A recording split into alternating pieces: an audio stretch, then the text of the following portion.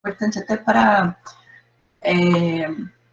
dar uma certa noção, assim, de que as coisas estão diferentes, mas a gente ainda pode fazer alguma coisa, dar um certo ar até de rotina, né? E também é uma forma da gente aproveitar os benefícios, né, da tecnologia, né? Esse encontro que é possível, né? Por esses meios virtuais, para que a gente possa conversar um pouquinho, trocar umas ideias, estar junto, né, como a Marina colocou no começo, mesmo que separados, né, isolamento físico, né, mas não de contato, né, entre as pessoas. Queria saber se vocês estão me ouvindo bem. Sim, a gente está ouvindo bem. Todos concordarem aí. Legal. Não, eu pergunto também porque, para quem tem aula comigo já sabe, né, que minha rua é eternamente barulho. E aí eu espero que não atrapalhe, né? Eu vou tentar até aumentar um pouquinho aqui.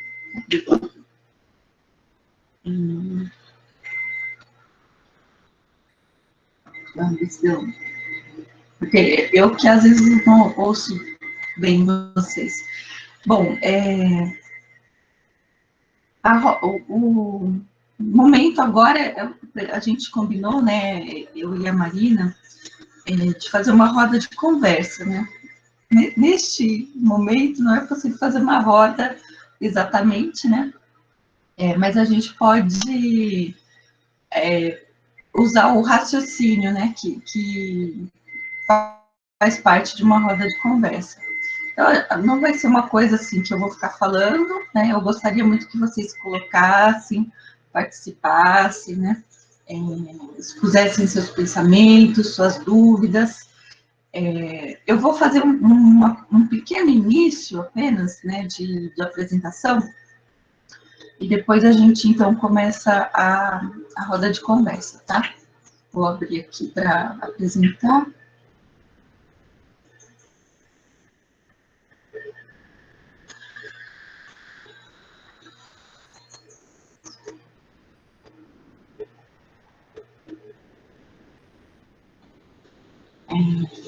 Agora eu não estou vendo vocês, tá? Só estou vendo a apresentação. Aí peço, Marina, por favor, que se tiver algum problema, você me avise, que aí eu saio da apresentação, tá? Pode deixar, professora. Deixa eu só fazer uma pergunta. Você prefere que a gente junte as dúvidas para tirar no final ou vai interrompendo no meio?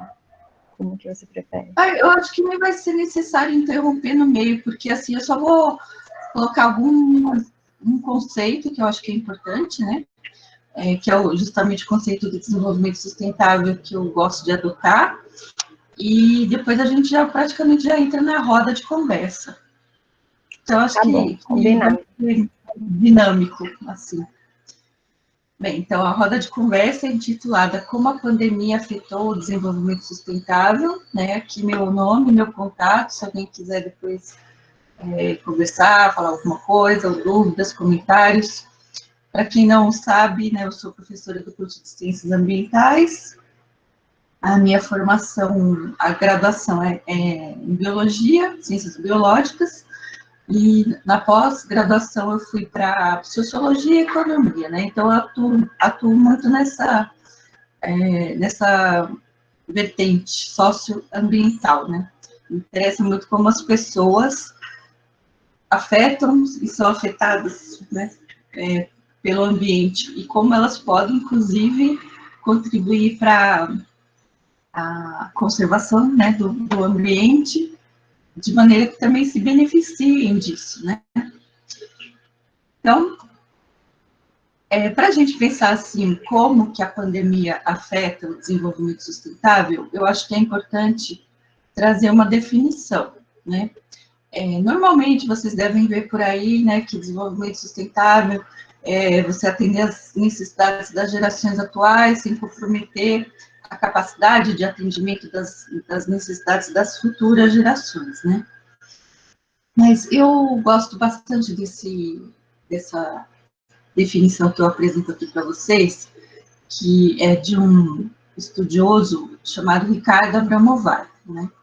Ele define que o processo, que desenvolvimento sustentável é o processo de ampliação permanente das liberdades substantivas. O que seriam essas liberdades substantivas? É, por exemplo, você poder se alimentar, você não morrer de fome, você saber fazer contas básicas, né?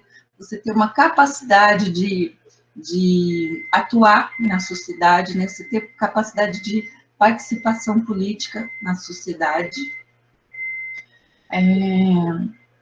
Isso em condições que estimulem a manutenção e a regeneração dos serviços prestados pelos ecossistemas às sociedades humanas. E o que são esses serviços prestados pelos ecossistemas? Acredito que alguns de vocês já tenham visto, isso são os serviços ecossistêmicos, né? A gente chama de serviços ecossistêmicos. Esses serviços são todas as funções integradas da natureza, do ambiente, que permitem a nossa sobrevivência, né? Então, todas as interações ecológicas, né, os ciclos biogeoquímicos, eles permitem a nossa sobrevivência mediante o quê?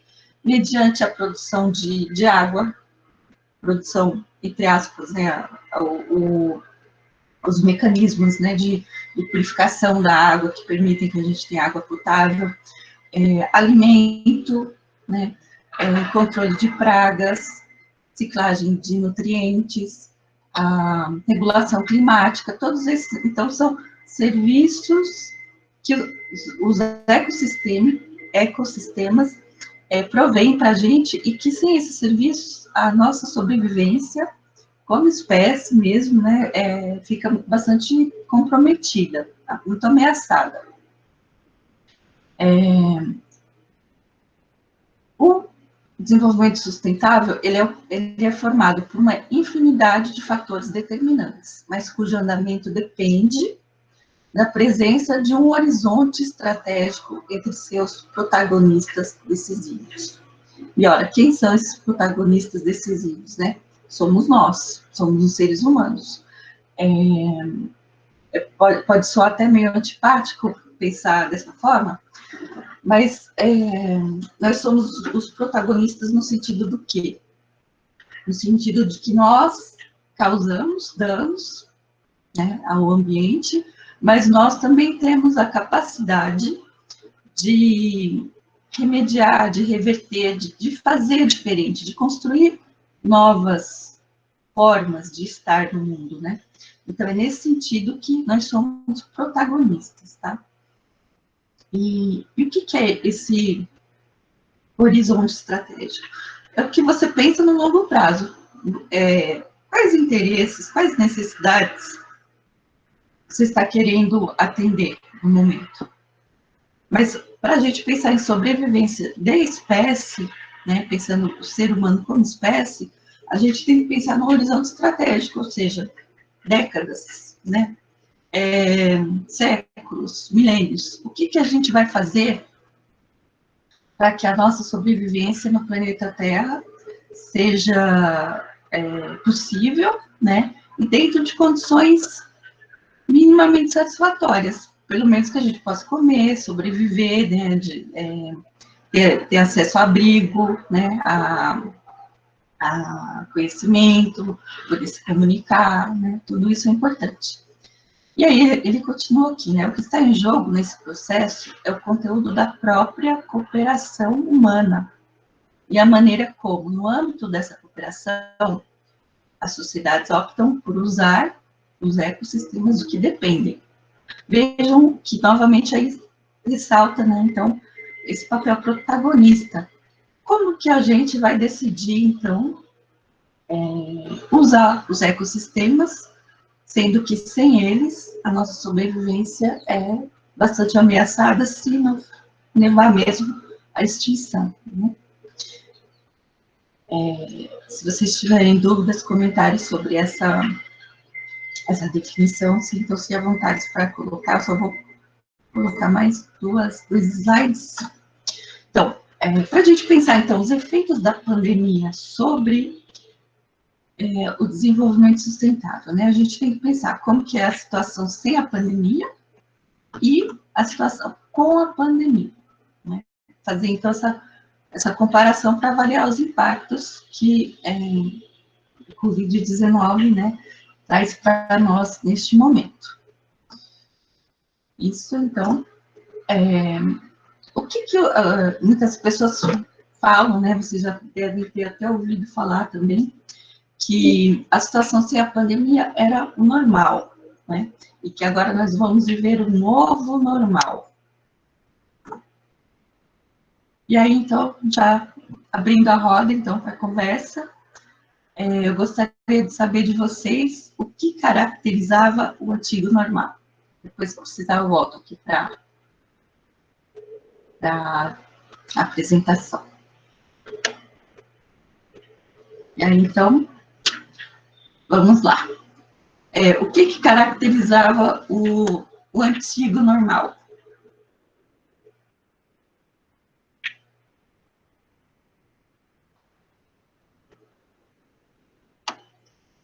Pode se aglomerar, é verdade. O que mais?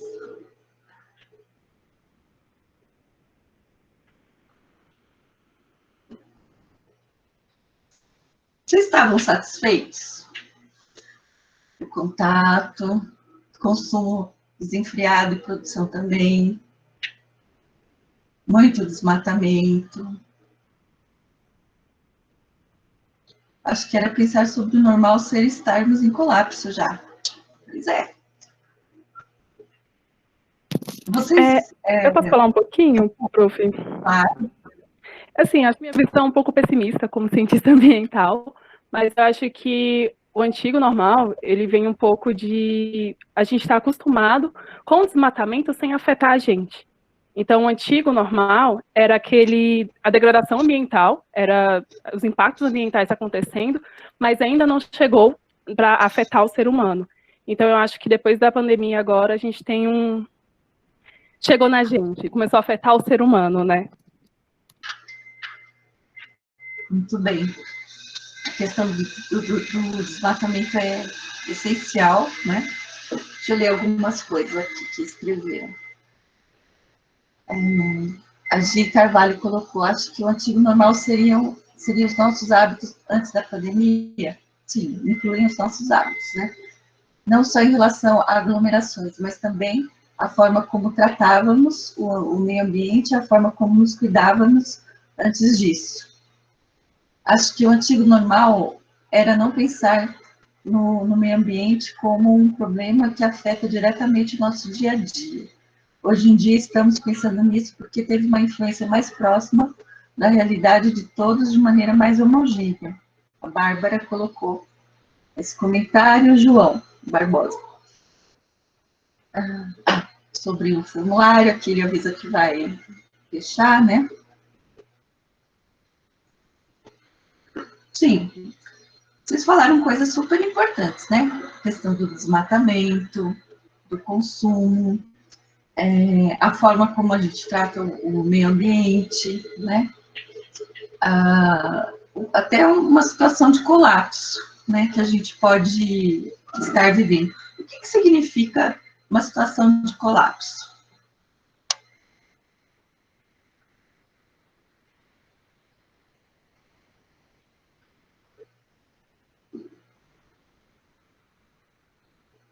Olha aqui. Quem fez economia comigo, por favor, me ajude. Boa tarde. Oliveira Barbosa. O que é um colapso? Quando a gente fala que alguém entrou em colapso, o que significa isso?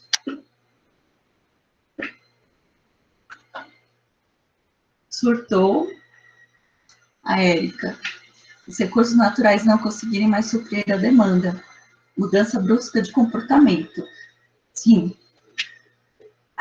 E essa mudança brusca de comportamento, para pior ou para melhor?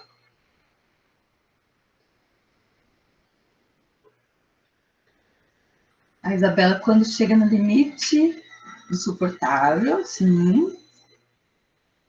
A Marina, acredito que quando ele não consegue ter a mesma eficiência dele, pior.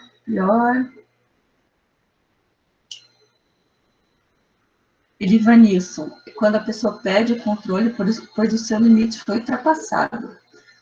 Lucas, sobrecarregamento do sistema que acaba acarretando na diminuição da eficiência geral. Isso. É nesse sentido mesmo. Quando a gente fala que uma pessoa entrou em colapso, é porque as coisas não estão funcionando bem, né? Então, a gente pode usar esse mesmo raciocínio também para pensar a sociedade. Uma sociedade em colapso, ela não funciona bem, né? Os recursos, como acho que a Érica, né, colocou, não são suficientes para atender todo mundo. Não sendo suficientes para atender todo mundo, o que vai valer? Vai valer a lei do mais forte, né? Quem pode mais, chora menos, e assim, na verdade, não vai ter lei, né? As pessoas vão procurar atender suas necessidades, seus interesses, não importando os outros, né? Isso pode levar a uma situação realmente até de extinção mesmo, né? Muita morte, né? Normalmente ocorre, né? Quando é uma situação de colapso, até extinção de sociedades e talvez, né, até de uma espécie.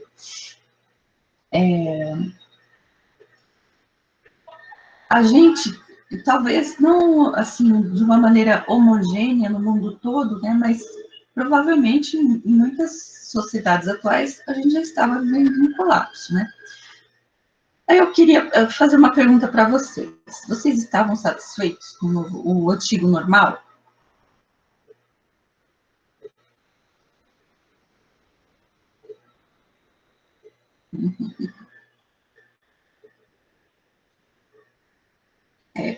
Eu também não. E por que vocês não estavam satisfeitos com o antigo normal?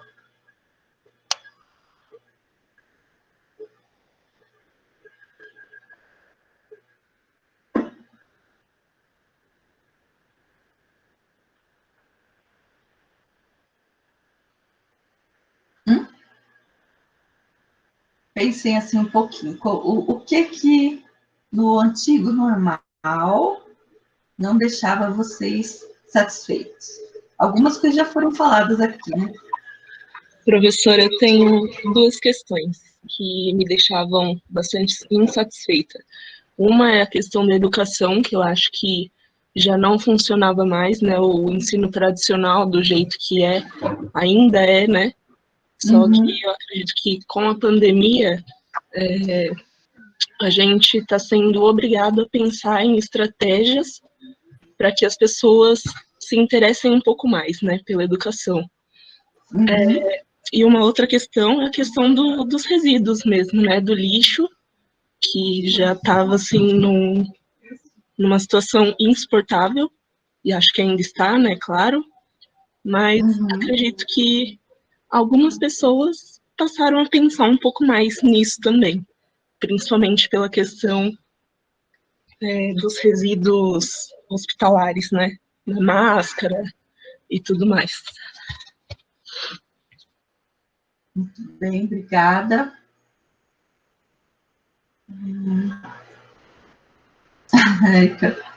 Começando pelo governo, né? A Laura, sim, ainda é o nosso normal, né? Não teve mudanças significativas.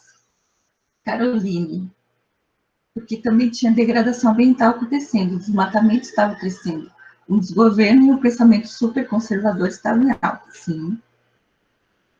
A Ana Carolina concorda com a Érica. Livanilson, a forma que o governo lida com a educação e o meio ambiente e o abuso dos recursos naturais sem pensar nas consequências. Sim, eu acho que todos esses comentários de vocês vão muito na direção do que eu queria que vocês abordassem, né? Que é a questão de, será que esse novo normal era bom? E era bom para quê? Né?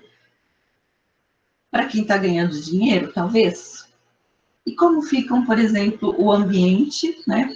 Como ficam as pessoas que já, né, sofrem a desigualdade social, como ficam as mulheres, como ficam os negros, né?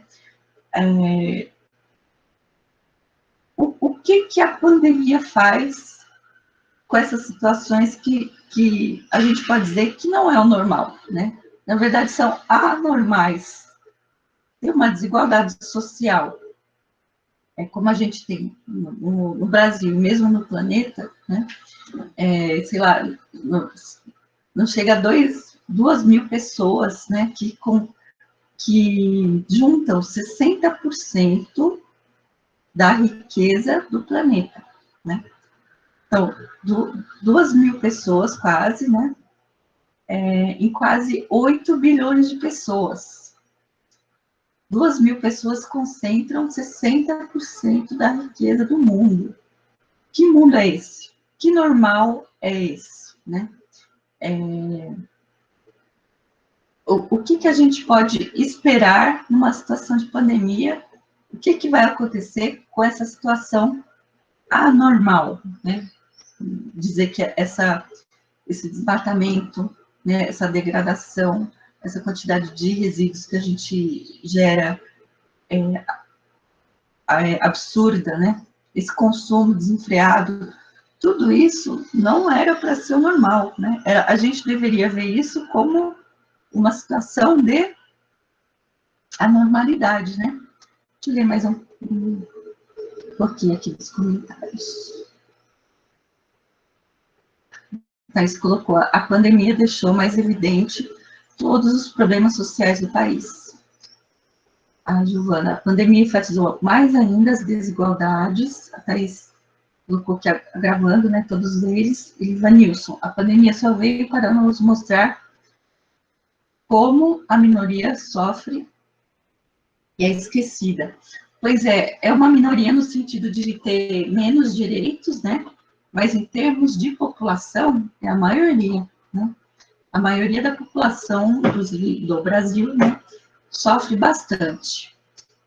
Vocês colocaram aqui que, né, a pandemia tornou mais evidente os problemas sociais no Brasil. Então, quais são eles? Assim, vamos pensar, sistematizar essa informação. Tem a questão da desigualdade social, né? O que mais? A distribuição de alimentos, né? Inclusive, aí a gente pode até pensar também a distribuição de alimentos, aqueles com veneno e os sem veneno, né? Houve redução de renda, né, de muitas pessoas, quando não a completa ausência de renda, né? Por conta da pessoa não ter mais trabalho, ser demitida. Infelizmente, na nossa sociedade, alimentos orgânicos ainda são mais caros, né? Então, se a pessoa ela já não tem dinheiro, lógico que ela vai priorizar, assim, não morrer de fome e comer alimentos mais baratos. E aí, nisso, vai no quê? Ela vai se alimentar de alimentos sem qualidade nutritiva, né? Esses alimentos ultraprocessados, se conseguir comprar, né, verduras, frutas, provavelmente vai ter agrotóxico, né? Que faz mal, inclusive, para a saúde, né? Os ultraprocessados, né, que são esses alimentos que passam por vários processos, né? Em geral, usando soja e milho, né, como base, e aí eles passam por um monte de transformações, e vai dar, sei lá, aquele salgadinho, né? Aquela lasanha, né, congelada, e tudo isso, inclusive, favorece outros problemas de saúde, como pressão alta, problemas cardiovasculares, né, de maneira geral. Opa, peraí. Obesidade, que inclusive são fatores de risco para Covid, né? Diabetes também. O acesso à saúde, né? Saneamento básico, acesso à saúde com qualidade, falta de trabalho. Além disso, professora, podemos ver o crescimento dos alimentos fast food, que sabemos que induz a problemas de saúde graves, sim. Lucas, acho que uma das coisas que a pandemia mais demonstrou também foi o despreparo e a fragilidade dos sistemas de saúde e econômico, sim. Inclusive, assim, pensando na fragilidade, né, do sistema econômico, do sistema de saúde, que no nosso caso, o público, né, é o Sistema Único de Saúde, o SUS, mas ele é que tem segurado a barra, né, gente, né, da pandemia, até, assim, algumas pessoas acordaram, né, para a importância que a gente tem um sistema público, universal de saúde, ou seja, você não precisa pagar para acessar, você paga impostos, né, esses impostos são revertidos, então, no sistema de saúde. Só que o que aconteceu em 2016, acho que foi em 2016, a PEC, né, que depois virou EC, né, ou seja, PEC é projeto de emenda constitucional. Né, quando foi aprovada, então, ela se tornou uma emenda constitucional, que é um anexo, né, vamos dizer assim, da Constituição, que permitiu, vejam só, reduzir os investimentos, né, públicos por 20 anos. 20 anos, gente. Então, a tal da PEC dos gastos, né, vocês devem ter ouvido falar. Então, se o orçamento do SUS já era baixo, né, com esse teto, né, de gastos, que o governo chama de gastos, mas são investimentos, né, o SUS ficou mais precarizado ainda. E a tendência é que fique mais precarizado ainda, a não ser que a população realmente lute, né, para que ele seja mais valorizado, que tenha um orçamento maior, né, que possa então atender mais pessoas. E assim, na questão econômica, na verdade, a gente nem tem, né, um projeto econômico nesse momento. Já faz um tempo, inclusive, né, que a gente não tem um projeto econômico. A ideia, né, do governo atual é o quê? Vender tudo que pode a preço de banana, né? Mas o negócio é vender, vender, vender, em geral, para investidores estrangeiros. Esses investidores estrangeiros compram, né, as nossas empresas e que dão lucro, inclusive, né? Eles conseguem preços baratos, né? E a desculpa do governo é que ele está arrecadando dinheiro para pagar os rombos, né, que o governo teria para desinchar, né, o Estado, né, que normalmente essas pessoas conservadoras, uma visão mais da direita, elas dizem que o nosso Estado é muito inchado. O que significa isso? Que o Estado é grande, né, que ele é pouco eficiente, que assim, vendendo para a iniciativa privada, tudo ficaria mais eficiente, né? O que não é uma verdade, né, gente? A gente sabe que no Brasil, iniciativa privada não é sinônimo de eficiência, né? Quem de vocês já precisou, por exemplo, sei lá, de serviços de telefonia, né?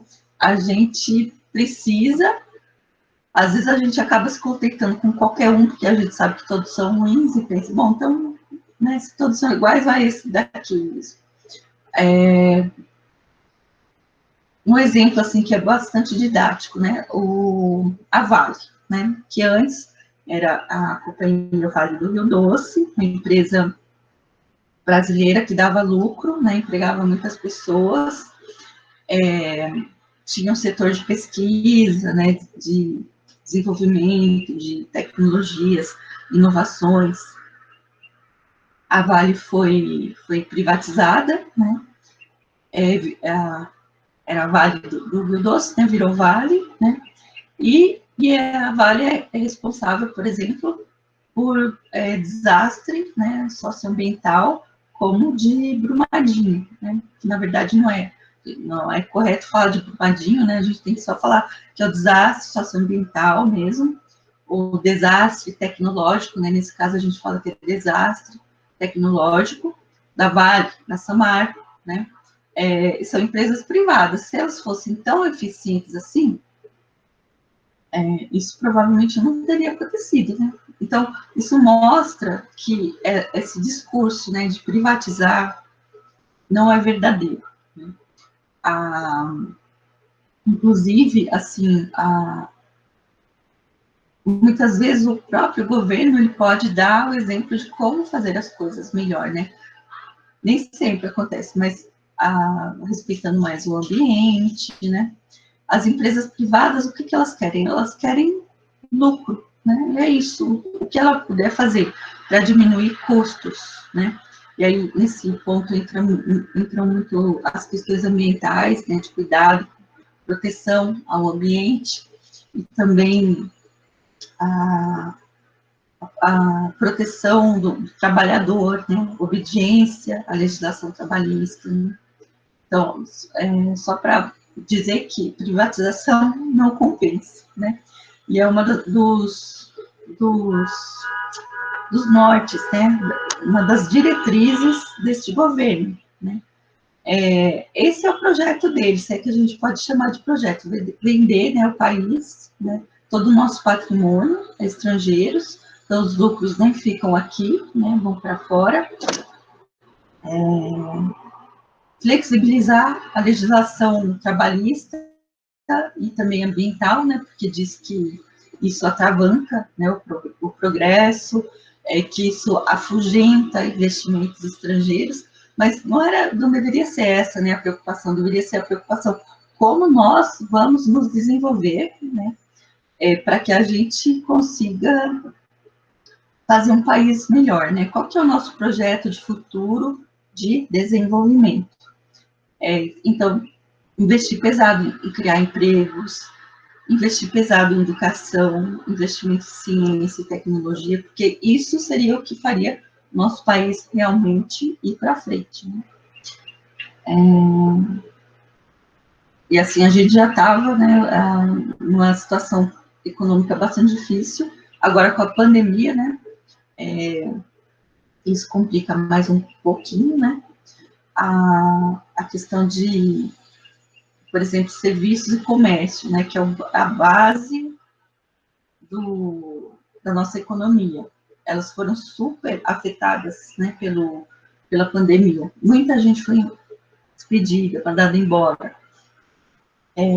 Isso já está tendo, né, vai ter ainda consequências, né, para reduzir, então, todo o dinheiro circulante que tem na economia.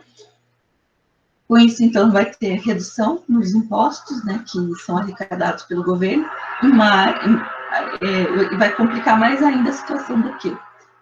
Menos investimentos, menos serviços públicos vão ser oferecidos, né, para a sociedade. Então, a gente tem que ficar atento a isso. Continuando aqui os comentários, né? A questão da habitação também se mostrou colapso, tendo em vista o número de pessoas desempregadas e despejadas de casas alugadas. Sim.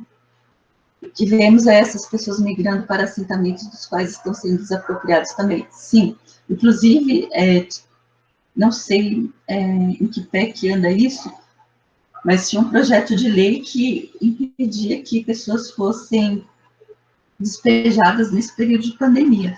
Mas, como vocês devem ter visto, isso não está implementado ainda, né? Recentemente, assim, houve várias, né, desapropriações. Fora isso, né, essa questão de nem ter lugar, né, para morar, quando tem, a gente sabe das condições, né, que muita gente mora. Sei lá, às vezes 25 metros quadrados para abrigar 5 pessoas, né? Qual que é a condição de enfrentamento, né, que essas pessoas têm contra a Covid, né? Morando numa situação dessas, não tem nem como você fazer distanciamento social. é sempre importante a gente pensar, né, esse normal que muita gente quer que volte, né, é o normal para quem, né? São para pessoas que, assim, moram numa casa confortável, né, que tem cômodos em número suficiente ali para as pessoas, né? Inclusive, às vezes, uma pode fazer isolamento social se precisar num quarto, né, isolado, para não passar a Covid para outras pessoas, se for o caso. Agora, uma boa parte, né, da nossa população não tem essa possibilidade, né? Outra coisa que falaram também é a questão do saneamento, né? Como que a gente vai evitar saneamento, evitar a contaminação por Covid, se às vezes a pessoa sequer tem água para beber, né? Quanto mais para lavar as mãos, né? Para tomar banho, para higienizar, né? Então, é até revoltante quando a gente vê algumas coisas na TV, assim, que eles estão, as dicas de higiene, né? Eles estão tomando a classe média, né? Que tem acesso a saneamento básico, água encanada, esgoto, né? Eles estão tomando isso como um padrão, né? E não é. Na verdade, eu acho que o esclarecimento maior tinha que ser feito para aquelas pessoas que não podem, que não têm acesso, né, a esse tipo de serviço público, né, o saneamento. O Eric, um exemplo da falha desse discurso é o preço do álcool em gel no começo da pandemia. O Estado precisou intervir e solicitou que a população denunciasse preços abusivos do produto, justamente. Essas pessoas que têm uma tendência, né, a idolatrar o mercado, né, dizer que o mercado precisa de liberdade, né, que o mercado sozinho vai se regular, né, e tornar a sociedade mais eficiente, é uma mentira, né, gente, isso.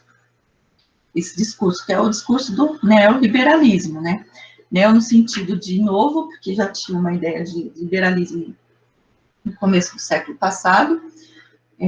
Esse neoliberalismo começou a partir dos anos 1970, começou a ser implementado mesmo no final dos anos 80, início dos 90, e o liberalismo é isso, né?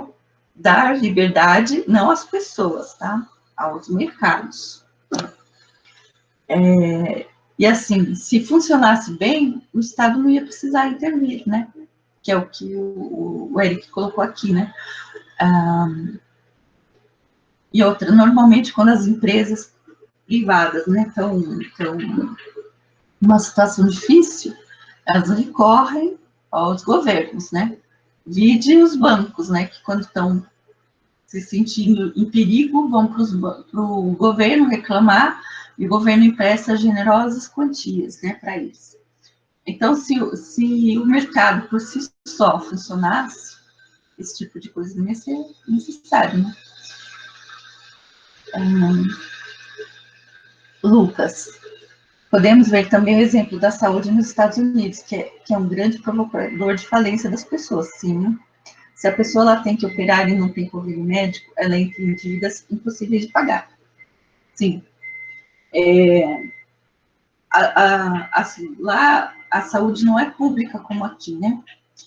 Então, se a pessoa precisar recorrer ao médico, sei lá, você quebrou o braço, né? Uma situação que pode acontecer na vida de qualquer um. Tem gente que continua com o braço quebrado, espera o braço cicatrizar do jeito que der, né? Porque não tem condições de ir no médico e pagar a quantia que eles pedem, né? Leva pessoas à falência. Tem até casos de suicídio, assim, que a pessoa não consegue, né, pagar as dívidas que tem. Então, é algo anormal, né? É algo perverso que a gente tem na nossa sociedade, não só no Brasil, né? Pensando até em outros locais do mundo também. A Gabriela Suíça. Acho que a pandemia enfatizou como a noção que se tem de desenvolvimento ainda está atrelada com o acúmulo de capital, sim. Noção essa que desassocia o desenvolvimento com uma promoção do bem-estar social, deixando evidente a negligência ao custeio público. Exatamente. que isso até é uma coisa que a gente discute, né, no curso, ao longo do curso, que o desenvolvimento não é o acúmulo de capital, né? Ainda mais com a concentração de renda que a gente tem. O desenvolvimento é a promoção de bem-estar, né?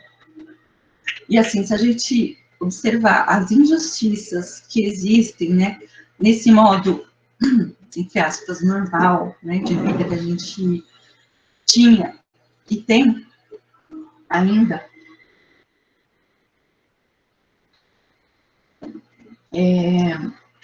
a gente vai ver que, na verdade, a gente vive preso, né, ao esquema que é perverso, que é injusto, que as pessoas têm que trabalhar, às vezes, 24 horas por dia, né, assim, sei lá, 20 horas por dia, 7 dias por semana, perde, às vezes, 4, 5 horas no transporte, né? Que vida é essa, né? Qual que é essa normalidade que a gente vivia e vive, né? Muitos ainda vivem, inclusive as pessoas que mais têm contraído, né, Covid, são as pessoas que continuam se transportando, né, no transporte coletivo, que em geral são o quê? São empregadas domésticas, porteiros, né, as pessoas cuja atuação profissional é considerada essencial, então elas não tiveram a oportunidade de ficar em casa, né, pessoas que trabalham informalmente, que precisam trabalhar hoje para ter o que comer amanhã, né? Então, essas pessoas são muito mais suscetíveis, né, a serem contaminadas pela Covid. Elivanilson colocou aqui, o colega falou a respeito do valor abusivo do álcool gel no início da pandemia, mas hoje os produtos, alimentos também estão ficando mais caros. Sim. Estão ficando mais caros, até por conta de muita procura, né? Isso, então, vai fazer com que haja uma certa inflação. Marina colocou consciência de classe, pois é. Rita de Cássia defende o SUS, concordo plenamente, né? A gente pode fazer até umas camisetas, assim, defende o SUS, defenda a educação pública, gratuita, né, e de qualidade. Então, assim, para a gente pensar um pouco, né, essa questão do antigo normal, que na verdade era normal, né? Então, pessoas trabalhando em situações precárias, né? Trabalhando muito, às vezes para ganhar muito pouco, né? Desmatamento, né? Um desmatamento muito grande, especialmente assim, pensando na realidade brasileira, que cada vez, desde o ano passado, tem aumentado muito, né? E o que acontece com o desmatamento, né? Inclusive, ele pode fazer com que surjam outras pandemias, né? Vocês já devem ter visto alguma coisa sobre isso. Principalmente se as populações humanas estiverem muito próximas dessas áreas, né? E favorecer, então, o contato entre os animais, né? Que podem passar doenças para nós, pensando, né, em vírus que tem transmissão desse tipo, e a gente. Então, inclusive com o desmatamento da Amazônia, dizem que as próximas pandemias, né, algumas delas podem ter origem no Brasil, porque é uma coisa importante para a gente ter em mente, né, essa pandemia não vai ser a última, né, a gente não sabe prever quando vão surgir outras, né, mas a previsão é que surjam cada vez mais, né, pandemias, inclusive por conta da crise climática, né? Por quê? A crise climática, ela faz com que tenha derretimento, né, das calotas polares e tal. E nessas áreas existem vírus que estão lá dormindo, quietinhos, né, no gelo, que eles gostam. E aí, quando tem a liberação deles, né, para a atmosfera, a gente não sabe o que pode acontecer, né? Eu vi uma matéria dizendo que, pelo menos novos para nós, né, 28 vírus podem ser liberados com as mudanças climáticas, né? Então, as nossas perspectivas, né, para o futuro não são muito alvissareiras, né? E a gente, inclusive, pode aprender muito, né, com a pandemia de Covid, para tentar fazer com que os efeitos, né, desse tipo de situação sejam menos danosos, né, para todos. Então, tem a questão do desmatamento, que faz aumenta, né, a proximidade das pessoas com as áreas que estão sendo desmatadas. O desmatamento, ele emite, né, gases do efeito estufa, que contribuem para as mudanças climáticas, que também podem ocasionar novas pandemias, né, que podem ter uma série de consequências, né, para a sociedade e ambiente. A desigualdade social, que já era bastante grande, agora, com a pandemia, isso se torna mais evidente e mais intenso, né, porque muitas pessoas realmente perderam a forma, né, de garantir o sustento de vida. O que mais? As diferenças, as injustiças raciais, né, também ficaram mais evidentes. A de gênero também, né, muitas mulheres, a violência de gênero, né, aumentou de forma geral, até por conta de um maior convívio, né, que aconteceu. Aí, esse convívio, às vezes a pessoa não tem o que fazer a não ser beber, né, e álcool é um indutor, né, de violência, a pessoa perde completamente o juízo, né, do que é bom, do que é mal, foram tendências mesmo, predisposições, e aí entra uma série de questões que eu não vou entrar no assunto, mas isso fez, então, que aumentasse muito, né, até os registros, né, de violência contra a mulher, sendo que, às vezes, né, nessa situação a gente pode pensar que é até mais difícil, né, por exemplo, ela sair e fazer uma denúncia, e se aumentou, é porque a coisa está muito mais grave do que a gente imagina, né. Deixa eu ver o que mais. A questão do consumo, né? Aí a gente pode pensar mais de uma possibilidade, né? Normalmente as coisas não são muito lineares, ou não são únicas, né, para a gente pensar situações. O consumo, talvez uma parcela da população, pensando assim, efeitos, né, da pandemia, tenha percebido que ela não precisa consumir tanto para sobreviver, né? Que ela pode passar com menos. Não estou falando assim, no sentido de alimento, mas, por exemplo, não precisa ficar comprando bolsas, não precisa ficar comprando celulares, não precisa ficar comprando coisas que até perdem o sentido numa situação de isolamento social, né? Por outro lado, ao que tudo indica, só um minutinho.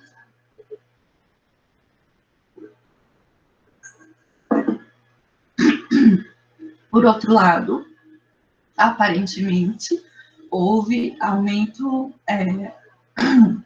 no consumo no consumo virtual, né? As compras pela internet. Isso traz uma série de consequências também que a gente pode pensar para o ambiente, né? A questão de aumento de embalagens, né? Quando os produtos, por exemplo, vêm da China, né? Qual que é o meio de transporte que vem da China, né? Às vezes é navio, às vezes é avião. Todos esses meios, eles geram bastante gás do efeito estufa. Então, a gente está contribuindo, né, para o aumento de gás do efeito estufa por essa via. Por isso que é sempre interessante a gente tentar comprar do local, né, do mais perto da gente, para evitar esse tipo de consequência. E o que mais que eu tinha pensado aqui? Vou falar também com vocês.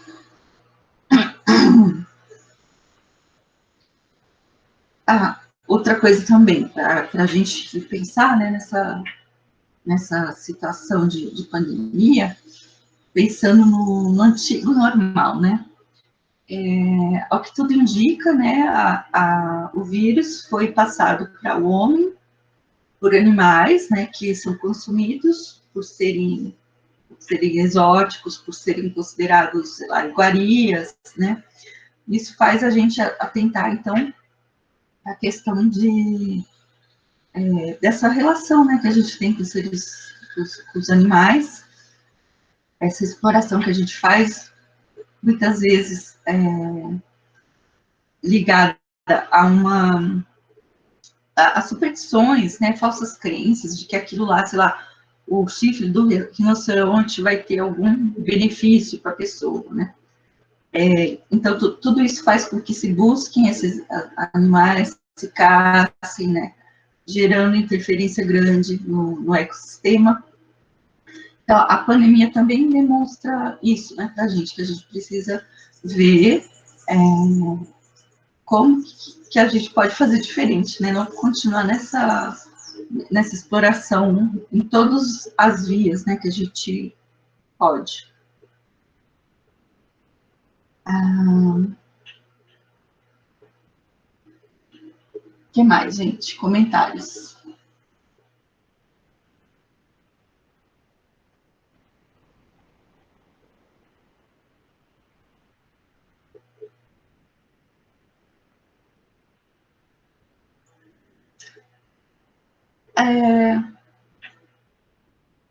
E uma pergunta também, se vocês podem ir colocando comentários aqui, mas eu queria ouvir de vocês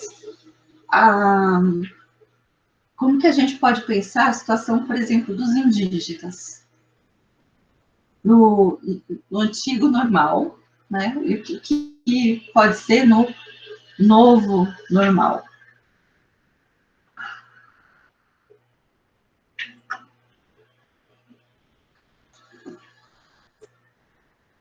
Vocês estão quietinhos. Posso dar uma opinião, professora? Uhum.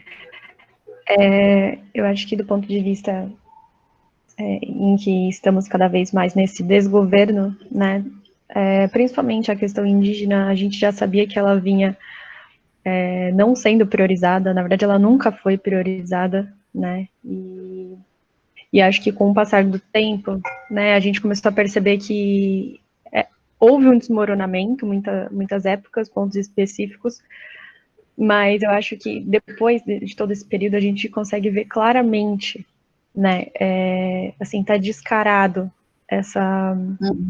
realmente esse preconceito que é muito grande e toda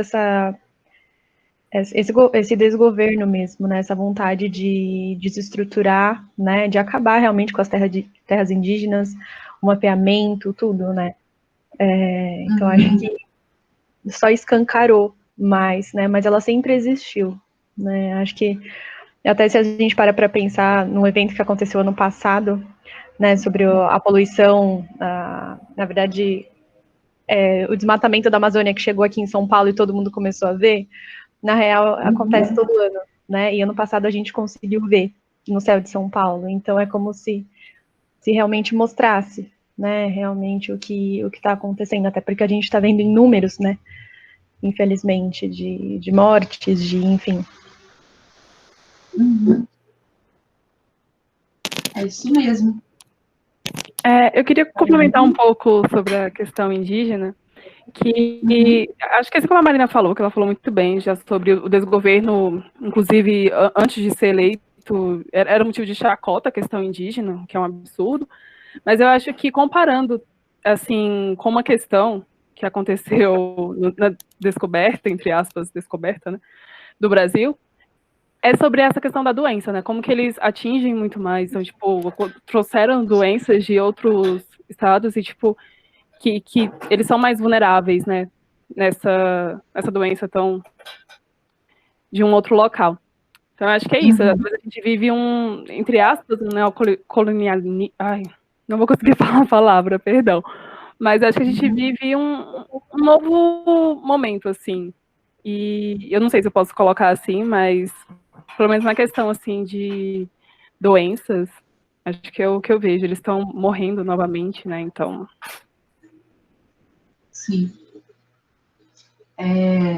A questão dos indígenas, né, no nosso país, sempre foi uma tragédia, né? Na verdade, é um genocídio que a gente faz, né, há 500 anos, com as populações indígenas, né, os povos originários, e a gente vai expulsando eles cada vez mais para o interior, né, do Brasil, e é uma situação, assim, de precariedade e de invisibilidade, né, que eles têm, que eles sofrem. E a pandemia, outra coisa, né, o próprio governo, né, ele sequer acha que índio é gente, né, é mais ou menos isso que ele pensa, que a não ser quando o índio veste uma roupa, né, assim, tem um celular, tem um carro, né, quer ganhar dinheiro, né, aí tem gente que acha que isso está se tornando humano, é quase isso, né, que eu não sei se vocês viram uma fala do presidente do Brasil. A tribo, o Ayrton Krenak, né, aquele indígena que é famoso, assim, que eu recomendo que vocês vejam, se possível, né, ele tem vídeos no YouTube, ele tem umas falas bastante incisivas, assim, muito objetivas, muito claras, né, e ele coloca, né, a sub-humanidade, né, não se coloca o indígena no mesmo patamar que um cidadão, entre aspas, né, ocidental, né, um cidadão descendente dos povos colonizadores, né. Essa situação, agora, neste governo, está agravada, né, porque é praticamente querer aniquilar, né, essa população, porque, do ponto de vista deles, só traz problemas, né, tem que ficar vendo a questão de terras indígenas, né, tem que dar um apoio financeiro, alguma forma de proteção social, impede que o agronegócio avance mais, né, na fronteira agrícola. Então, os indígenas são vistos como obstáculo, né, e não no seu papel de protetor das florestas, por exemplo, né. Se hoje a gente ainda tem alguma coisa, muito se deve a populações indígenas que têm outra forma, né, de lidar com a natureza. Não é só aquela exploração a todo custo, né, visando o lucro. E agora, na Covid, isso talvez, para alguns setores da sociedade, né, seja até interessante nessa epidemia, né, de Covid, porque pode ajudar a fazer o trabalho que eles estão tentando fazer, que é exterminar povos indígenas. E a questão da saúde, que eles são mais frágeis, né, mais suscetíveis a esse tipo de contaminação, para esses setores da sociedade é realmente interessante, né? Então, a gente pode ter, sim, um extermínio, né, de populações, pensando no decorrer, né, no desenvolvimento dessa pandemia aqui no país. E assim, eles são colocados em situações que até decretos presidenciais, né, foram contra a disponibilização de caminhões-pipa com água potável, né, neste período de pandemia, né. Assim, cruel, né, situações cruéis a que eles são submetidos. Exatamente, Marina colocou aqui, né, eles deixam de ser indígenas, sim, é assim que eles enxergam. Para eles, né, o cidadão de segunda categoria, né. Colocou sobre invasão, Ana Paula, não tem vários povos, tem só um, né. Assim, eu acho interessante pensar que tem vários povos, porque eles têm bastante diversidade, né? Bastante diversidade de línguas, de tradições, né? De origens, né? Para explicar, né, a si mesmo. Assim, nesse ponto de vista, a gente pode pensar que tem uma sociodiversidade grande, né? Ah, tá, falo do ministro. Sim, sim. Não, inclusive, o ministro da Educação, né, ele disse que eles que invadiram, né, assim, chocante. Felipe Machado colocou aqui, né, houve mesmo retorno da biodiversidade nos territórios ocupados por humanos? Eu acho que ainda é meio precoce para fazer esse tipo de avaliação, acho que precisa um acompanhamento maior, né? O que parece que tem acontecido é que, como algumas cidades, por exemplo, né, ficaram mais tranquilas por causa do lockdown, enfim, distanciamento social, talvez os animais, né, por exemplo, tenham ficado com menos medo e aí eles apareceram mais. Então, o que pode ter acontecido é que mais avistamentos de animais foram feitos.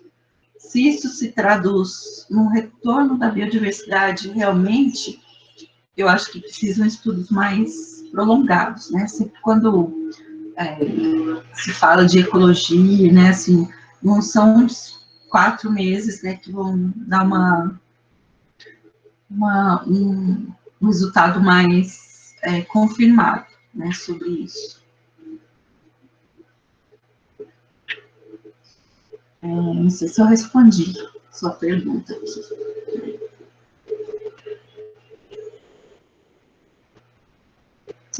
Do Felipe, né? Professora, eu queria só falar um pouquinho, porque a Erika compartilhou no chat uma vaquinha, na verdade, de uma aldeia lá em Rondônia, né, que é o povo Paiter Suruí, e eles estão precisando muito dessa ajuda, e tá rolando essa vaquinha no perfil do Culturas BR, né, que é vinculado à Unifesp também, com a professora Eliana Rodrigues. E aí eu mandei o link aí para quem puder ajudar, para quem puder compartilhar, que realmente a gente está falando de uma comunidade que precisa muito, né? Já tem 40, igual a Erika comentou, 41 infectados, então é isso. E eu queria também comentar um pouquinho sobre o que você falou, mas é uma dúvida quanto a esse desenvolvimento sustentável, né? Tendo em vista que as pessoas estão cada vez mais preocupadas com essa higiene, né, com coisas que são descartáveis, objetos descartáveis, tudo muito descartável para evitar o máximo de contaminação. Como que isso é visto do ponto de vista de resíduos sólidos, né? Então, isso é algo que preocupa as pessoas, justamente, aliás, nós, né, na verdade, como pessoas que se interessam, talvez, por esse assunto, como a gente planeja alternativas, né, para lidar com essa situação? Sim. Olha, a questão de geração de resíduos, eu acho que realmente tem aumentado, né? Inclusive, como agora eu não lembro o nome, a Érica mesmo, acho que comentou, né, da questão dos resíduos hospitalares, né? Que agora já tem um monte de luva, né, de máscara, tudo invadindo os oceanos, né? Eu fico pensando que talvez uma maneira de reduzir isso seja, sei lá, elaborar materiais que sejam mais resistentes à contaminação, né? Acho que até lançaram uma roupa agora, né, que ela mesma, por si só, ela consegue limitar um pouco, né, a contaminação por Covid, mas precisa ver se essa roupa é reutilizável, né, que um dos problemas é esse, né, não é reutilizável, né, você não pode reutilizar uma luva, assim, alguns tipos de máscara você não tem como reutilizar. Então, eu acho que é super importante a questão de deixar claro, né, para as pessoas o que elas puderem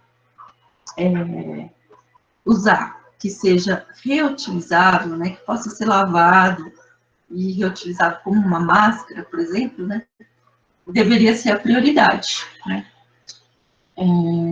Eu acho que isso seria um básico, assim, né?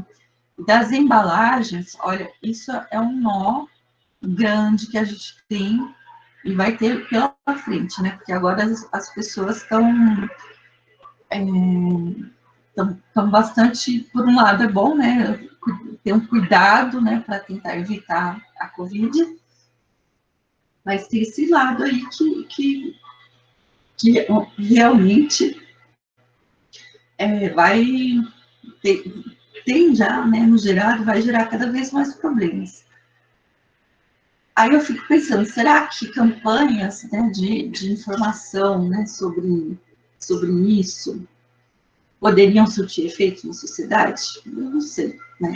Informação, para quem já teve aula comigo, eu sempre falo, informação não muda a comportamento, né? Pode ajudar a mudar, mas ele por si só ele não muda.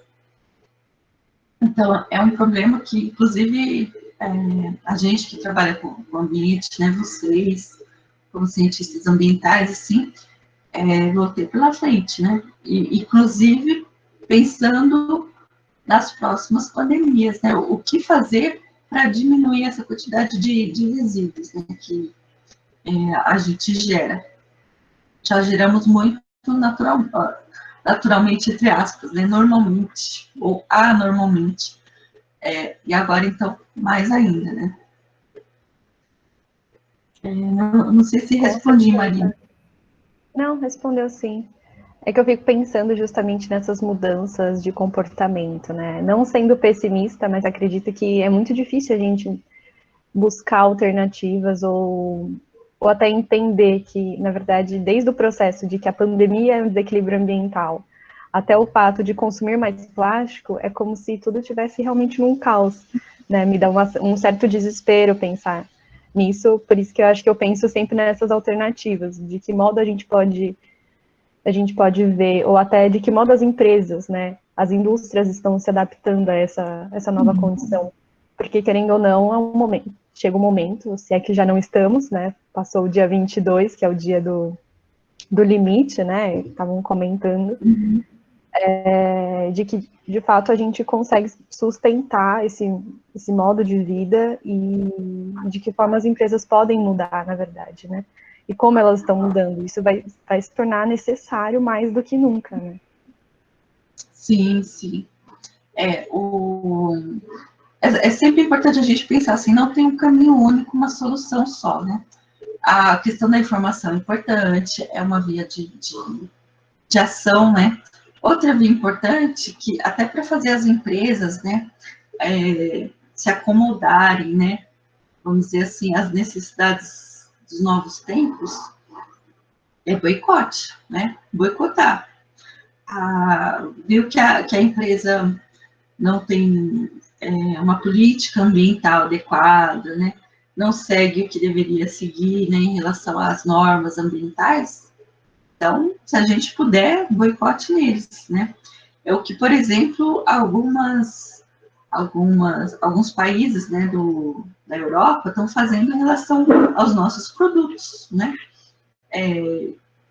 Que tem que comprovar que eles não são derivados de áreas desmatadas, né? Então, isso é bastante importante para mostrar, inclusive, para esse governo, né, que quer avançar sobre toda a floresta, toda a fronteira agrícola, né, que a gente tem. É importante para eles perceberem que a gente está sendo observado, né? E que não é só passar a boiada, né? Como o ministro do Meio Ambiente disse. se deixar passar boiada, os compradores dos produtos brasileiros, eles podem nos boicotar.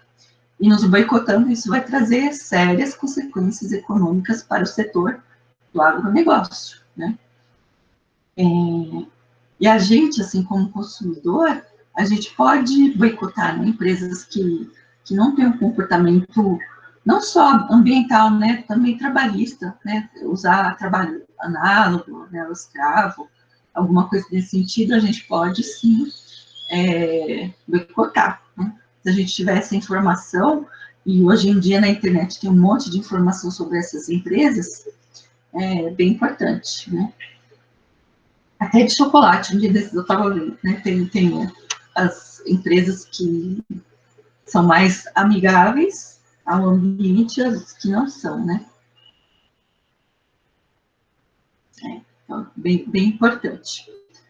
Outra coisa que eu também queria falar com vocês a gente já falou de indígena, né, da questão da desigualdade social, mas essa pandemia, ela mostrou algo que, infelizmente, por motivos não muito bons, que a própria pandemia, mas mostrou que a sociedade pode se organizar, né? Inclusive essa vaquinha, né, que vocês colocaram aqui, que é bem interessante, a gente não tem um governo que tem uma política de enfrentamento, né, à pandemia. Mas a própria sociedade pode se unir e se juntar, né, na busca de um objetivo, que até vem na direção, né, daquela definição de desenvolvimento sustentável que eu coloquei para vocês. A cooperação, né, as pessoas se unirem em torno de um objetivo comum. No caso, por exemplo, fazer uma vaquinha para tentar dar o mínimo necessário para a sobrevivência dessas populações. Isso aconteceu muito também em comunidades, né? Os movimentos sociais que são muito atuantes, né? Às vezes a gente nem sabe a dimensão que isso ocupa nessas comunidades. Esses movimentos sociais têm uma capacidade de organização bastante grande e eles mesmos se organizaram para quê? Para conseguir cesta básica para as pessoas, para conseguir máscara, né? Para conseguir dar uma ajuda em relação à obtenção do auxílio financeiro, né, emergencial. Sem essas pessoas, muito provavelmente, o número de mortos na pandemia seria muito maior do que tem sido, né? Então, eu acho que esse é algo para a gente observar e valorizar, né, o papel dessas organizações sociais, o papel que elas têm, que elas podem desempenhar, né? Inclusive, elas têm uma capilaridade. O que é essa capilaridade? É conseguir chegar até as pontas, né? Até as pessoas que, às vezes, não conseguem nem sair de casa, né? Conseguir, então, levar informação, levar cesta básica para a maioria das pessoas, né? Tudo isso é muito importante da gente reconhecer. A Érica colocou sobre o link sobre os chocolates. De onde você tirou a matéria? Ah, sim, eu te passo depois, Érica. É que agora eu não consigo pegar, mas eu tenho. Ah, isso. É isso mesmo que a Érica colocou aqui, né? Espera que meu computador entrou em espera. The Dark Side of Chocolate, né? É esse mesmo. E aí tem várias reportagens, né, sobre isso, a lista dos chocolates que não devem ser consumidos. Depois eu te passo. Isso. E a questão da educação, gente, como que vocês veem? Vocês já tinham colocado, né, que a educação não funciona mais, alguém comentou isso, né? E como que a gente pode pensar a educação pandemia e pós-pandemia. Como é que vocês veem isso?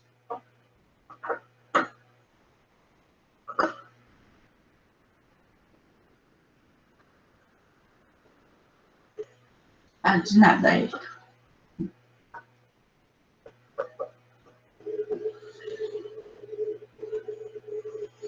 Como é que vocês pensam a educação?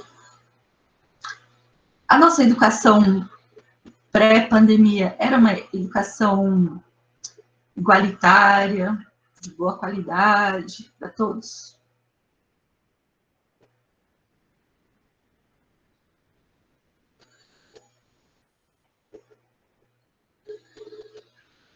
Não. Acho que vou falar mais um pouco de novo sobre o que eu penso assim sobre educação. Acho que a pré-pandemia, antes da pandemia, não era igualitária, mas na minha opinião, assim. Eu sou uma aluna que venho de escola pública e a realidade que eu via dentro da escola pública era poucas pessoas pensavam em fazer uma universidade pública, porque tratavam aquilo como algo impossível, algo inalcançável, muito difícil. E agora, durante a pandemia, a gente vê o problema ainda do Enem, que são justamente essas pessoas que são as mais afetadas, são as pessoas mais pobres, as mais vulneráveis, que não têm condição de estudar, e elas, mais uma vez, estão ficando mais distantes, que eu acho que as pessoas pobres é onde tem mais que ocupar esses espaços públicos. E na nossa universidade, a gente já vê uma desvalorização, pelo menos assim, no meu mundo particular, na minha bolha da universidade, da Unifesp, pelo menos, é que a gente já passava por uma desvalorização, já passava por grandes cortes que a gente tinha que lutar, e agora eles estão aproveitando o momento para, entre aspas, passar a boiada, como um dos ministros falaram, né? E inclusive, está previsto um corte de mais 20% para o ano que vem, o que é um absurdo. Então, a gente já teve muito cortes, muitas bolsas, a gente está trabalhando de graça, o que eu acho um absurdo, porque o cientista não é um trabalho de graça, não deveria ser um trabalho de graça, não é bolsa, deveria ser salário. Então, assim, eu acho que, pelo menos no nosso contexto, o Brasil é muito desvalorizado, e eu acho que também, no meu entendimento, o cientista brasileiro deveria ser mais valorizado. Eu acho que a gente tem muita capacidade de desenvolver, sim, uma vacina. A gente tem professores incríveis dentro da Unifesp mesmo. A gente tem a Susan, que tipo, tá envolvida em pesquisas com a vacina e com métodos para poder, tipo, né, exames para poder detectar o Covid. Então, assim, é muito triste a gente ver essa desvalorização da ciência quando a gente principalmente mais precisa dela, né? Acho que é isso. Sim. A Maíra colocou, não, nunca foi revoltante. O cientista não tem os direitos de um empregado contratado, sim. Olha, essa questão, né, do investimento em educação, em saúde, em ciência, nunca foi o nosso ponto forte, né? Agora, justamente também, como eu falei antes, com a emenda constitucional 95, aí é que a situação complicou, né? Não sei se vocês lembram, quando a Dilma venceu para o segundo turno, né? Para o segundo mandato, ela falou, né, que o slogan era Pátria Educadora. Os royalties, né, os lucros, vamos dizer assim, da exploração do petróleo, né, do pré-sal, uma parte deles ia ser direcionada para a educação. E é lógico que as nossas elites, né, as classes dominantes, não querem, né, que o povo seja educado, porque um povo educado vai querer lutar pelos seus direitos, vai querer participar das decisões, né, influenciar os rumos que o país vai tomar.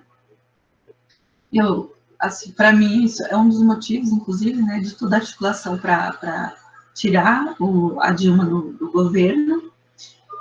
E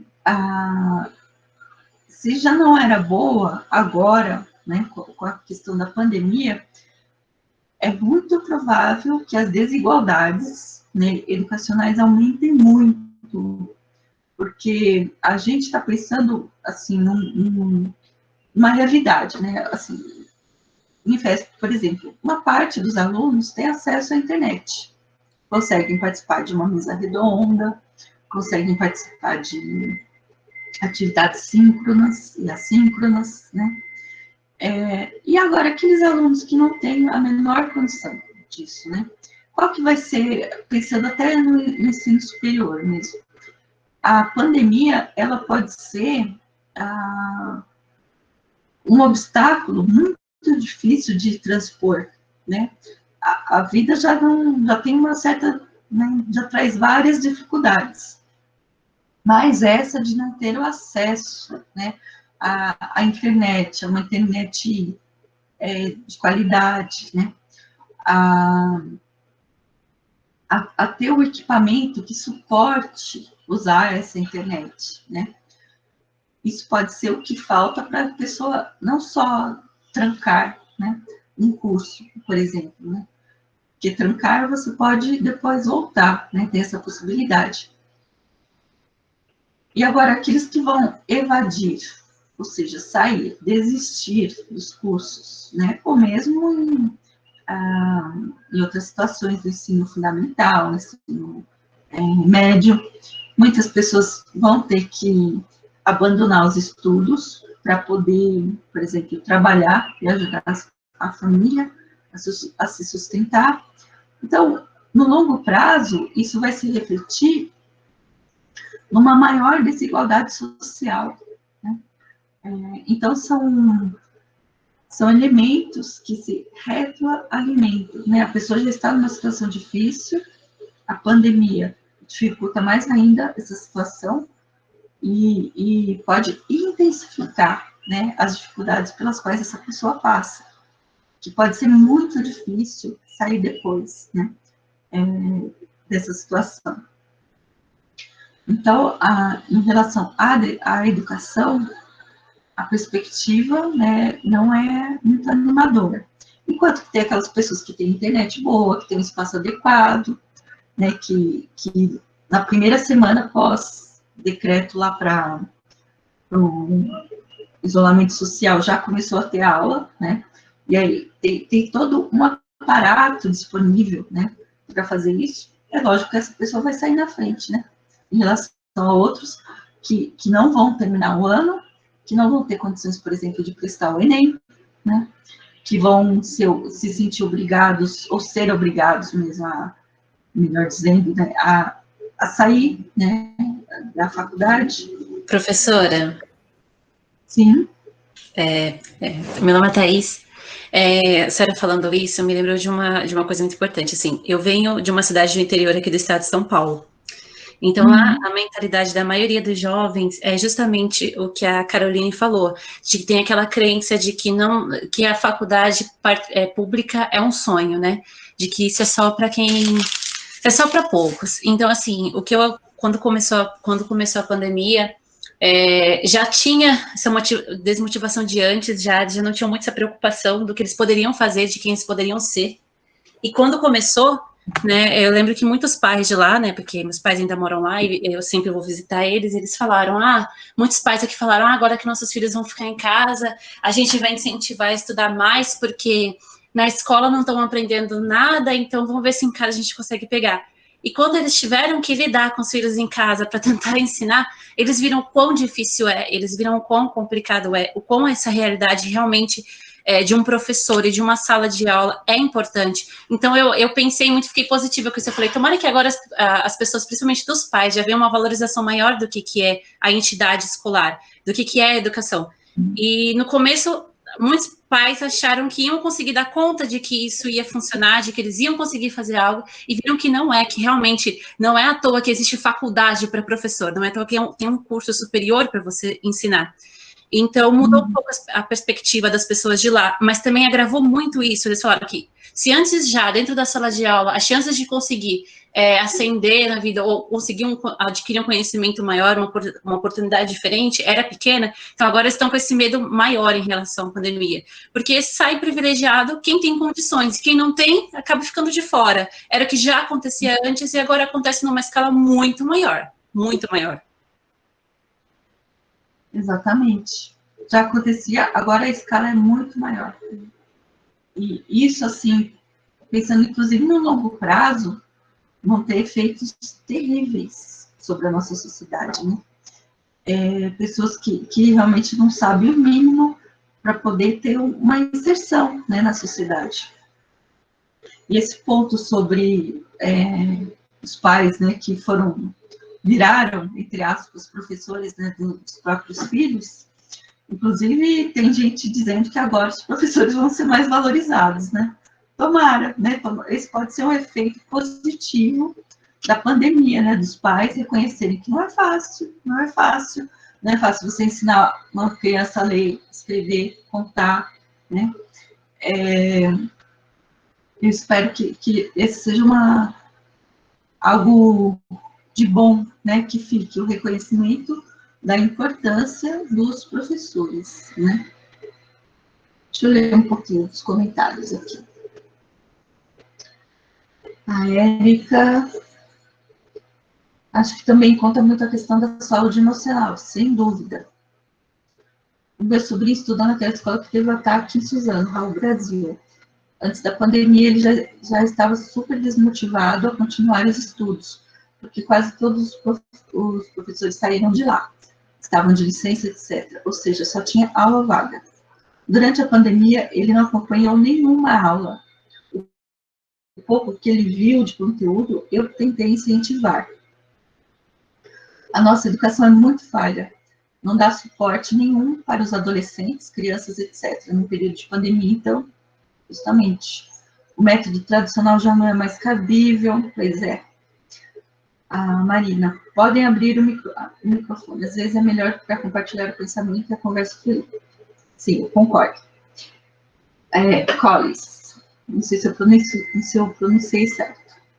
Gostaria de compartilhar que, mesmo no privilégio de ter um computador e internet, moro no local onde a internet é lenta e constantemente cai, podendo ficar dias sem acesso, além de que meu computador não suporta alguns softwares utilizados para atividades. Imagino que não tem esses tipos de acesso. Imagino que quem não tem esses tipos de acesso. Fora o psicológico, nessa situação, tem alguns transtornos psicológicos e muitos medicamentos estão em falta em farmácias do SUS. Posso comprar, imagina que não pode, como fica? O ensino à distância não é nada acolhedor, inclusive. Justamente, né, a questão da saúde mental é super importante para a gente pensar. Inclusive, assim, estamos dizendo, né, que vai ter uma onda, né, de vários problemas. A gente até tenta manter uma certa ideia de normalidade, né? Vamos levando, vamos fazendo as coisas do jeito que pode e tal. Só que não tem muito como o cérebro humano, né, não perceber que as coisas estão diferentes, né? Muita gente pode sentir falta de contato físico, de ter, encontrar os amigos, de conversar ao vivo, né? Essa forma, né, de relacionamento virtual que a gente está tendo, por exemplo, aqui, não substitui, né, o contato pessoal, presencial. Onde eu poderia, por exemplo, olhar para a carinha de vocês e ver se vocês estão compreendendo, se vocês estão com uma cara mais de curiosidade, de tristeza, de alegria, né? De indagação, né? De indignação até também, né? Então, perde muito, né? Esse formato de ensino que a gente está passando. A interação, sem dúvida, é uma perda. Né? E essa interação é muito importante porque ela também nos faz crescer, né? Não só do ponto de vista acadêmico, de conhecimento, de conteúdo, mas como ser humano mesmo, né? Então, é super importante.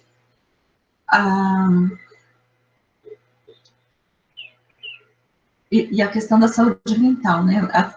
Ainda, muitos pais estão se colocando numa situação que é assim, num dilema, né? Ou seja, situações de escolha difíceis.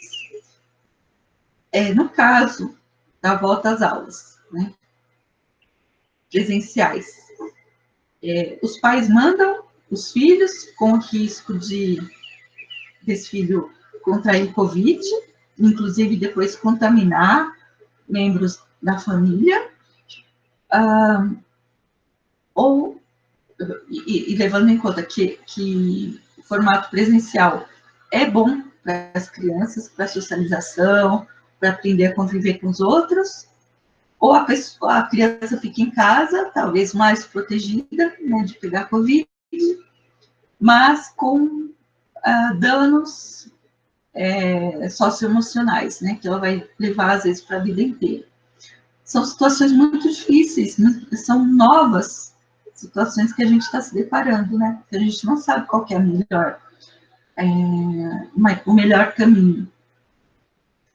E é sempre importante a gente pensar, bom, estamos com 5 meses, né, de pandemia aqui no Brasil, alguns resultados, alguns efeitos vão ficar mais claros depois, né? Inclusive quanto à saúde mental, como eu falei.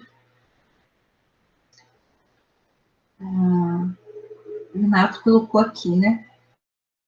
Certamente um dos grandes impactos é a vivência, que cumpre um papel pedagógico, sim, social, cidadão e de percepção do mundo.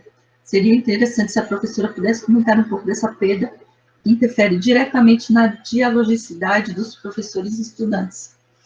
Sim, olha, vou até, assim, falar um pouquinho sobre a questão do ensino remoto, né? A gente não fala EAD, porque o nosso curso não tem como ser EAD, né?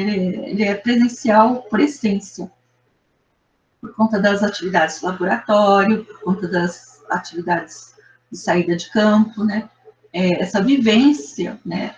Esse conhecimento da realidade que o curso procura proporcionar.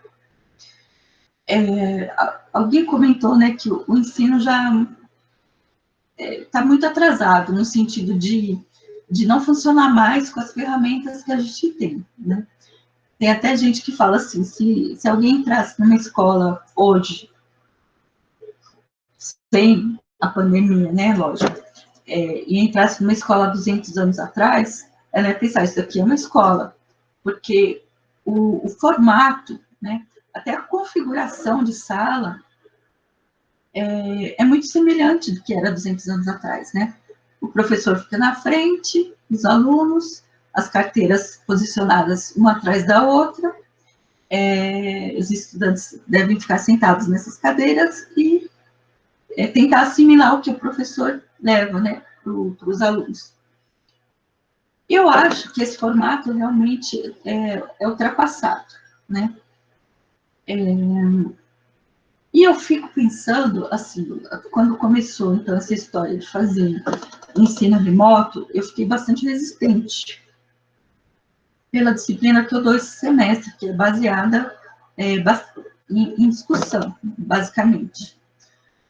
E eu pensei, se eu puder não oferecer essa disciplina, isso lá em maio, né, quando começou as conversas sobre isso, se eu puder não dar, eu não vou dar, né? Só que depois a gente foi participando, né, todos os professores participando de várias discussões e tal, e a gente chegou à conclusão de que, assim, talvez o que trouxesse menos danos, até para a formação e até para a saúde mental de todos, seria ter, então, um ensino remoto, né?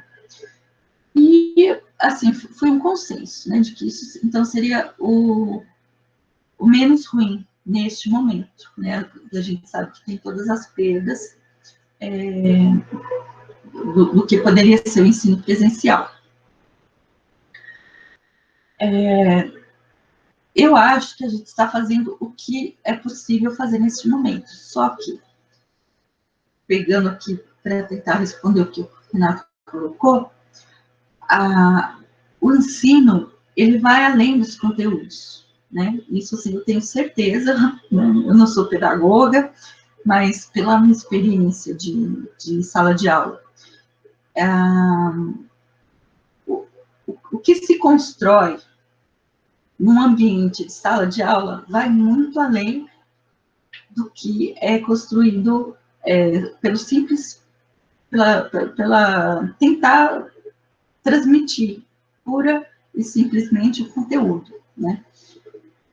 As aprendizagens, né? A socialização, as habilidades que se desenvolvem, por exemplo, num trabalho em grupo, que no formato virtual fica bastante prejudicado, né? Toda essa construção, ela fica muito comprometida, do meu ponto de vista, né? Tem muitos professores que gostam bastante do formato remoto, né? Talvez algumas disciplinas isso seja mais fácil, né, de conduzir. Mas uma disciplina como a minha, por exemplo, que é desenvolvimento sustentável nesse semestre, e tem outra que é eletiva, para mim, tem uma perda, né? Tem uma perda que, infelizmente, no momento não é possível suprir. Renato, não sei se atendi o que você gostaria de ouvir um pouquinho mais.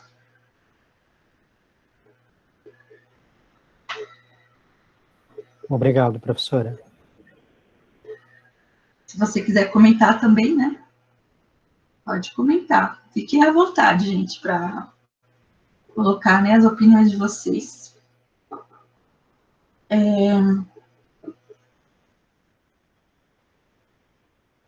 Eu queria ouvir também de vocês o seguinte: a gente falou, né, do antigo anormal, né? E vocês, assim, o que vocês esperam? Oi? Pode falar. Posso fazer um comentário? Pode. Que dentro desse processo de formação, evidentemente que as aulas em ambiente remoto, em tempo real, por videoconferências, são uma possibilidade de solução apontada para esse momento difícil do Brasil e do mundo. No entanto, ele interfere profundamente no processo de formação dos estudantes que estão na universidade, porque dentro da dialogicidade, dentro da construção das salas de aula, independente delas estarem em condição de círculo, em condição enfileiradas e etc., existe uma interação aluno-aluno, aluno-professor e professor-aluno, que ajudam nesse processo da construção do conhecimento e do pensamento, né?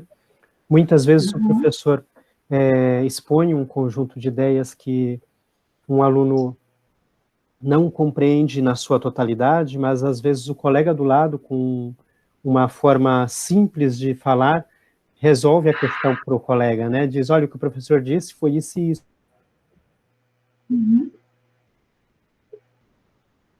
Essa revolução coletiva, ela se perde, porque não houve um processo de construção mais sólido para que as pessoas utilizassem essa ferramenta e esse método de aprendizagem. Nós podemos perceber o nível de dificuldade que nós temos, seja de liberar as nossas câmeras, ou por N fatores, mas talvez até por questões mesmo tecnológicas. Ligar a imagem, a internet pode ficar mais lenta se a internet não for boa, pode ter uma série de questões. A dificuldade também de diálogo, né? Lembra muito mais um modelo do que era a escolástica, do que propriamente esse modelo da ideia de que a universidade é um espaço vivo, o espaço de educação são espaços vivos de formação, de transformação, de mudança, de construção e questionamento dos pensamentos, assim como a universidade também deixa em alguma escala, de apontar o seu papel, além de formador, de pensar a sociedade, né? E eu digo isso porque, por exemplo, não é que é de todo uma perda. Se nós olharmos para o nosso congresso acadêmico, ele conseguiu chegar a pessoas que ele não chegaria se ele fosse no formato presencial. Então, tem coisas positivas também. Mas eu acredito que o Brasil, vou falar do Brasil, porque tem lugares que nós sabemos que a alfabetização já é por internet, ela é digital desde a infância, né? Tem lugares que tem essa relação, se formos pensar, por exemplo, a Nova Zelândia, lá eles já trabalham com essa questão da interação através de tablets e etc.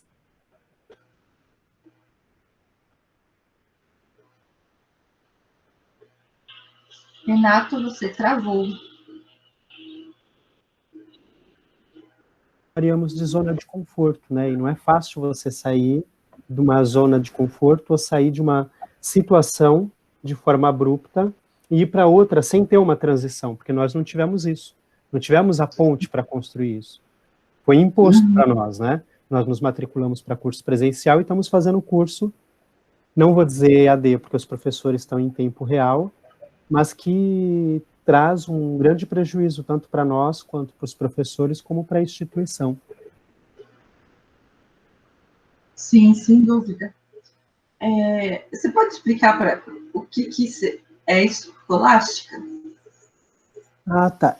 Era aquela ideia onde, lá na antiguidade, até certo período da Idade Média, as pessoas, por exemplo, elas liam um conteúdo, elas podiam discutir aquele conteúdo, mas não necessariamente discordar, pontuar questões diferentes daquele conteúdo, né? Então, você podia até dizer qual a sua interpretação sobre aquele autor, mas não dizer se aquele autor está correto ou se ele está errado. E à medida que nós perdemos essa relação da vivência, do estar junto, de um colega comentar com o outro, interagir de forma mais dinâmica, acaba se perdendo um pouco isso e acaba ficando muito mais lembrando essa ideia, né, dessa perspectiva da escolástica. Por isso que eu fiz esse comentário. Sim, sim. Eu pedi para você esclarecer, porque você é de qual curso? Curso de Ciências. Então, é super legal, né, essa contribuição até de outro curso, eu não sei qual que é o perfil aqui dos participantes, mas entender, né, isso, conhecer, né,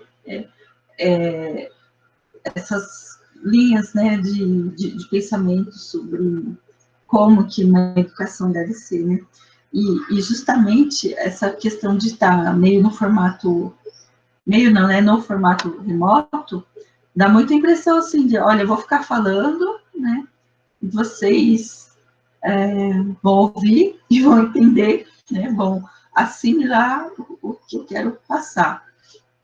Até por isso também, eu não quis fazer uma apresentação, né, como tradicional, porque realmente uma palestra, né, online fica extremamente não interativo, né, não aprende.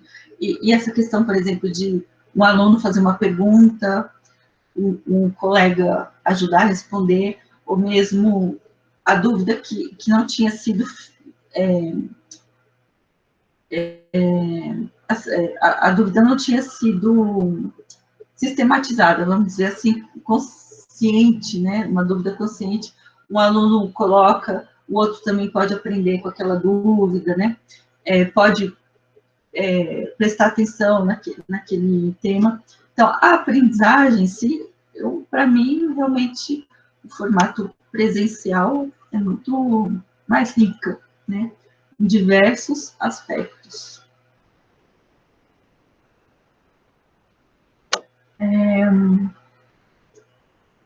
Eu queria ouvir de vocês, como estudantes, né? O que vocês estão esperando para o novo normal, né? O melhor seria, a gente precisaria de um outro novo normal, né? Não o que a gente estava acostumado.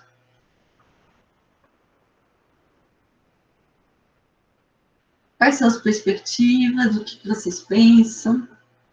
Vocês acham que a sociedade vai mudar radicalmente depois dessa experiência, né?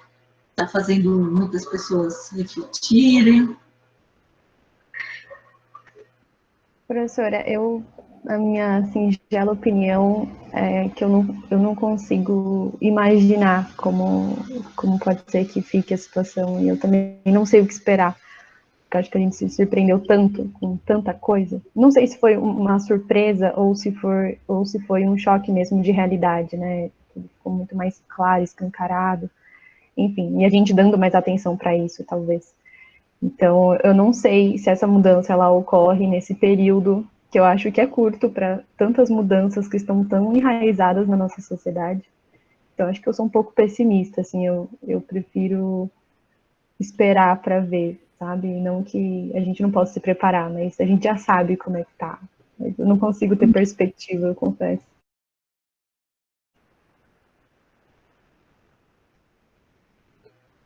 A Sofia colocou aqui, acho que algumas coisas vão mudar, por exemplo. Adriane, pensei que seria um momento que as pessoas repensariam muitas atitudes, mas acredito que vai seguir na mesma. A Jéssica, acho que as coisas não vão mudar muito. Sofia continua aqui. Mas uma mudança radical não espero que vai ter. Pois é. Eu também, assim, eu tendo a, infelizmente, também não ter uma perspectiva muito otimista, né, quanto a mudanças.